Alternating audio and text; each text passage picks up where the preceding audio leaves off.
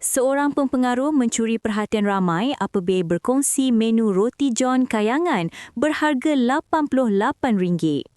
Menerusi video di akaun TikTok milik Lala Teddy, kelihatan orang ramai sanggup beratur panjang semata-mata untuk mendapatkan roti john pastrami tersebut. Roti john yang RM88 tu, ni dia roti john yang paling mahal sekali dekat Pulau Pinang ni. Ini ialah roti john yang berharga RM88. Satu-satunya roti john pastrami nombor 1 kat dalam dunia. Orang beratuk macam mana? RM88 yang berkata mahal kan? Mereka relax yang beratuk. Apa ingat dah tahun lepas yang pulang RM70 tu, dia buat T20 sekerat RM38 saja. So kenapa harga roti john pastrami RM88? Daging pastrami ni dia mengambil masa 8 hari untuk dia masak. 7 hari dia rendam, 1 hari dia smoke selama 12 jam. Apa boleh tengok dia smoke sampai daging dia jadi colour pink-pink tau. Mana saya nak peluk Lela? Mai sayangku, mai come.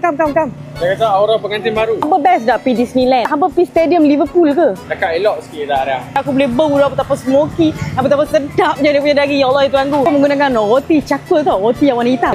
Egg dekat atas tu, ada Kobe, ada sayur. Mereka tak guna macam yang kedai-kedai lain yang selalu guna caramel onion tu. Mereka menggunakan jeruk Kobe. Top pula dengan melted cheese. Top pula cheese lagi 2 keping kat atas. Letak pula dry parsley. Ya Allah, itu aku. Siapa yang kata mahal ya? Lepas tu kalau kata hampa beli roti john besok, daging-daging kebab, ayam kebab ni, hampa dapat pula roti john free. Sekarang ni kita dapat dah roti john yang paling mahal sekali kat dalam dunia, iaitu roti john pastrami yang berharga RM88. Aku tunggu azan lagi, aku tunjuk dekat hampa macam mana rupa dia. Jom.